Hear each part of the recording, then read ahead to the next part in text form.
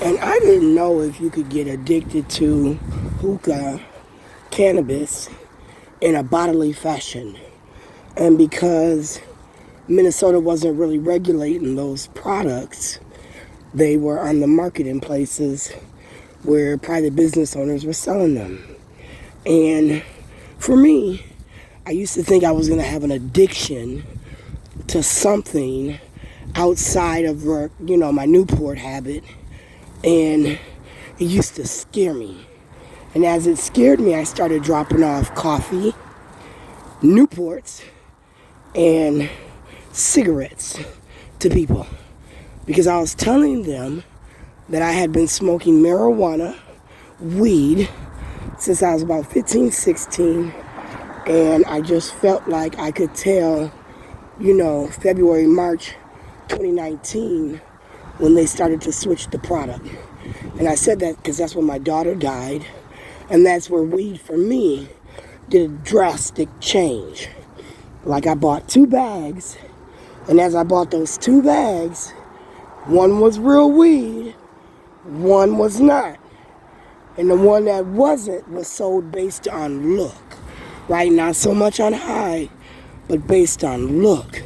So as I'm smoking the real weed, and I got this second bag of weed, I'm saying, well, I want this weed. And they're saying they know it's the one with the purple flower. They know it's that because that's what everybody likes. And I thought that's when the switch, Larry Welch, happened. And that was when Shayla died.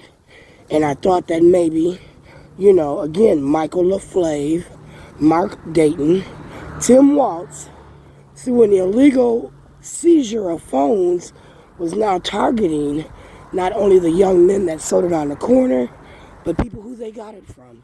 And it led to the biggest weed bust, where they now flooded our streets with cannabis, hookah, and they tried to pass it off. And as I began to become paranoid of it, because of how it made me feel, how, normal things that I used to do when I smoked weed, get the munchies, my eyes get low and red, the taste, the high, all these things had changed. And a lot of people were saying weed was a gateway drug. And I did not believe that.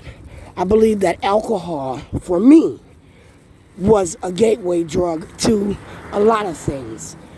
When I was drunk, I usually wasn't in control of myself. And sometimes people had to tell me, remind me. Like, oh, hell no, I remember that now. But because you were drunk, you might not remember. But it's in your memory.